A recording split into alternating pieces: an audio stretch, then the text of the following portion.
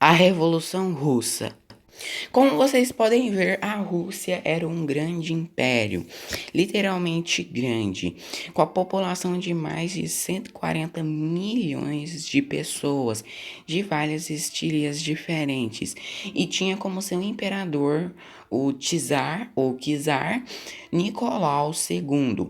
A Rússia naquela época era uma monarquia absolutista, ou seja, o Czar mandava em tudo. O Império Russo, apesar de grande, era muito pobre se comparado com outras nações como Reino Unido, Alemanha, França, etc. Ainda existia vestígios de feudalismo, inflação, essas coisas na Rússia. Enquanto algumas pessoas do governo eram bem boas e tinham uma vida boa, a população em geral vivia em uma situação ruim e de extrema pobreza. E assim, tipo, nesse período a Rússia estava se industrializando, assim, tipo, veio muitas indústrias e o povo russo trabalhava muito e recebia pouco.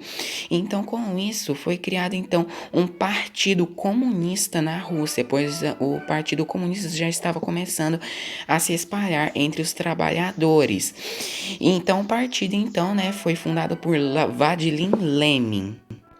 E depois disso, o partido se dividiu entre os dois. Os mencheviques, que queriam uma revolução mais baixa, assim, tipo, desenvolver melhor o capitalismo para depois ir para o socialismo, devagar, tal, tudo. Já quer dizer, os bolcheviques, né, já eram mais revolucionários, que iriam desenvolver logo o socialismo, né, para poder, para a revolução partir mais rápido, né. Em 1904, inclusive, aconteceu a Guerra Russo-Japonesa. No fim, foi assinado um tratado de paz, porém foi uma derrota muito humilhante para o poderoso Império Russo. Depois disso, várias pessoas começaram a se reunir e irem para o Palácio de Inverno em São Petersburgo, que era a capital do Império Russo naquele tempo. Porém, a Guarda Imperial abriu fogo contra os manifestantes, matando vários. Esse que é conhecido como o Domingo Sangrento. E isso acabou levando à Revolução Russa de 1905, que muitos dizem que é tipo um ensaio para a de 1917. E no fim, para minimizar as coisas, o Czar criou o Duma, uma espécie de parlamento, ou seja, a Rússia agora seria uma monarquia constitucional, onde partidos eram onde partidos era permitido e tudo mais, porém isso aí não serviu para muita coisa, já que o Czar continuava com um grande poder, porém partidos agora eram permitidos. E também com isso, também o Partido Operário Social Democrata Russo, que eu tinha falado que tinha se dividido entre dois, então os bolcheviques começaram a ganhar ainda mais força, né? Por causa dessa derrota humilhante na Guerra Russo-Japonesa, desse massacre do Domingo Sangrento que teve, etc. Em 1914, o Czar, né, fez a pior decisão que ele poderia ter feito, entrar na Primeira Guerra Mundial, que assim, tipo, o Império Russo já estava fraco, né, com dificuldades e ainda tinha que lutar na guerra. Com isso, então, os movimentos só aumentaram e em 1917, em fevereiro, né, de 1917, aconteceu uma outra grande manifestação. Porém, a Guarda Imperial foi chamada para acalmar a situação, porém, no final, a Guarda então se juntou à multidão. Com isso, então, em fevereiro de 1917, aconteceu a Revolução de Fevereiro. E com isso, então, o Nicolau II foi obrigado a deixar o país, né? Foi obrigado a se abdicar forçadamente. E aí, então, né, isso marcou o fim da monarquia na Rússia. Porém, o governo, né, provisório decidiu continuar na guerra, o que deixou a população bem brava também.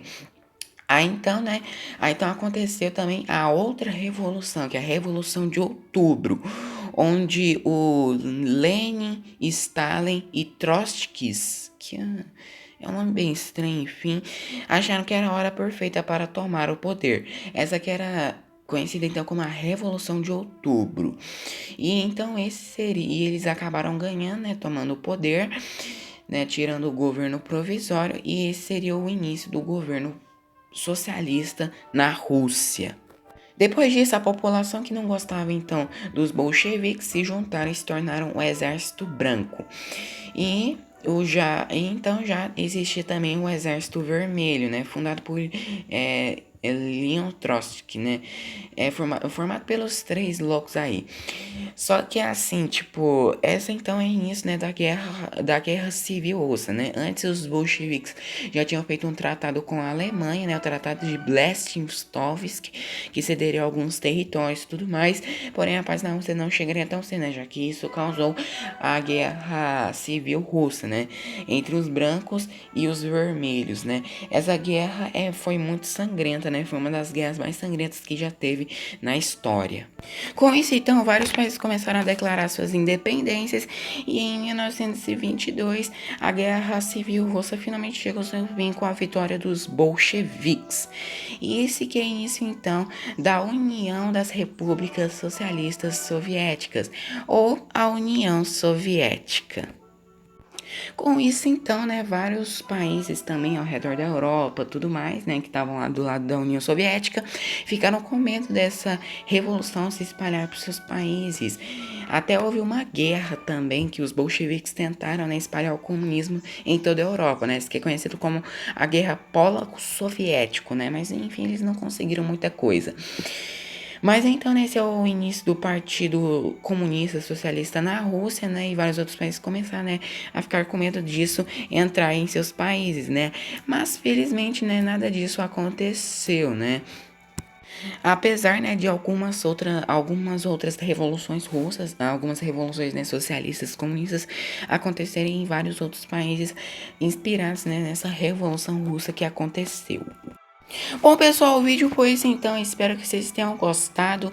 Se gostaram, já sabe, né? Não se esqueçam de se inscrever no meu canal, tá? Ativar o sininho, tá? Pra me ajudar demais a eu poder postar mais vídeos aqui no meu canal, tá bom? Também deixa o like, se inscreve no meu canal, ativar o sininho, tá? Vai me ajudar demais. Então é isso, pessoal. Tchau, até o próximo vídeo.